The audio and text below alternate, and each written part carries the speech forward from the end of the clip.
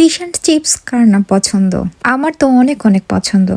সামারের ভ্যাকেশনে আমি যখন ব্রাইটনে গিয়েছিলাম তখন এই ফিশ অ্যান্ড চিপস খেয়েছিলাম এবং তখন আমার হাজব্যান্ডকে চ্যালেঞ্জ করে বলেছিলাম যে আমি এর থেকে ভালো ফিশ অ্যান্ড চিপস বানাতে পারি।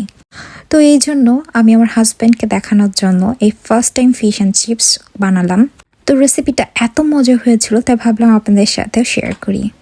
আর এই উইন্টারে গরম গরম ফিশ অ্যান্ড চিপস খাইতে কার না ভালো লাগে, চলুন পুরো রেসিপিটা দেখে নেওয়া যাক।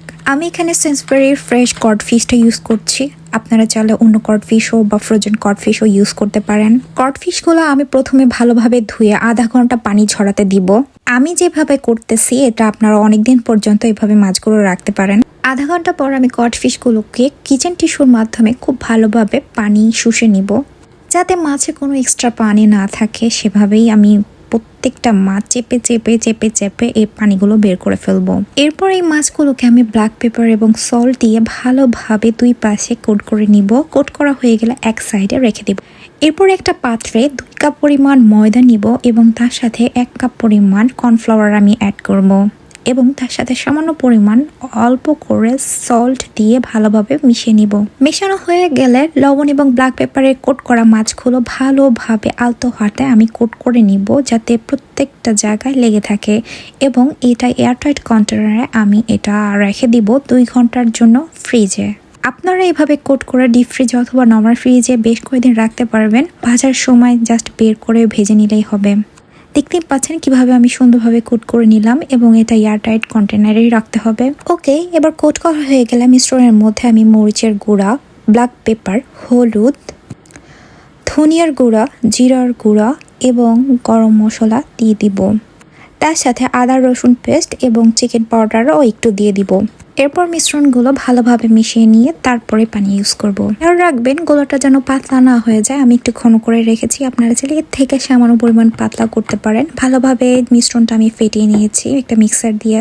এরপর আগে থেকে কোট করা মাছগুলো ভালোভাবে আমি ডুবিয়ে গরম তেলে এটা ভেজে নিব। শব্দ শুনে হয়তো বুঝতে পেরেছেন তেলটা ঠিক কি পরিমাণ গরম হওয়া লাগবে। আর দেখতে পাচ্ছেন চোখের সামনে এটা কি সুন্দর করে ফুলে উঠেছে, কোনো হাত দেওয়া লাগে নাই। আপনারা আমার নিয়মে যদি পারফেক্ট ডো বানাতে পারেন তাহলে আপনাদেরটাও এভাবে সুন্দরভাবে ফুলে উঠবে এবং খুবই মচমচে ক্রিস্পি ফিশ অ্যান্ড চিপস আপনারাও বানাতে পারবেন। আমি প্রতিটা মাছ খুব ব্রাউন করে ভেজে নিয়েছি।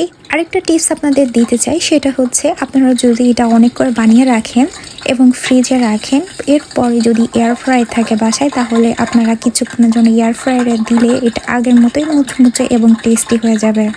ট্রাস্ট মি, এভাবে আপনারা যদি ফিশ অ্যান্ড চিপস বানান খুব খুব খুব মজা হবে। আর প্রত্যেকটা মানুষ খেয়ে দারুণ বলেছে। আপনারা বাসায় ট্রাই করতে পারেন এবং গোলাটা কত পারফেক্ট হয়েছে দেখতেই পাচ্ছেন, দেওয়ার সাথে সাথে ফুলে উঠছে। আমি যে টিপস অ্যান্ড ট্রিক্সগুলো দিয়েছি ওভাবে আপনারা বানালে অবশ্যই আপনাদের ফিশ অ্যান্ড চিপস খুবই পারফেক্ট এবং মজার হবে। ইনশাল্লাহ খুব শীঘ্রই ফ্রোজেন কড ফিশ দিয়েও আরেকটা রেসিপি আপনাদেরকে দেখাবো। এখন চলুন কতটা ক্রিস্পি হয়েছে সেটা একবার টেস্ট করে দেখা যাক।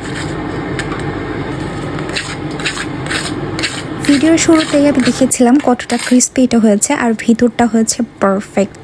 প্রশংসার সাথে সাথে আমি কিন্তু চ্যালেঞ্জটা জিতেছিলাম এবং এভাবে করলে কোনো মাছের স্মেলই করবে না।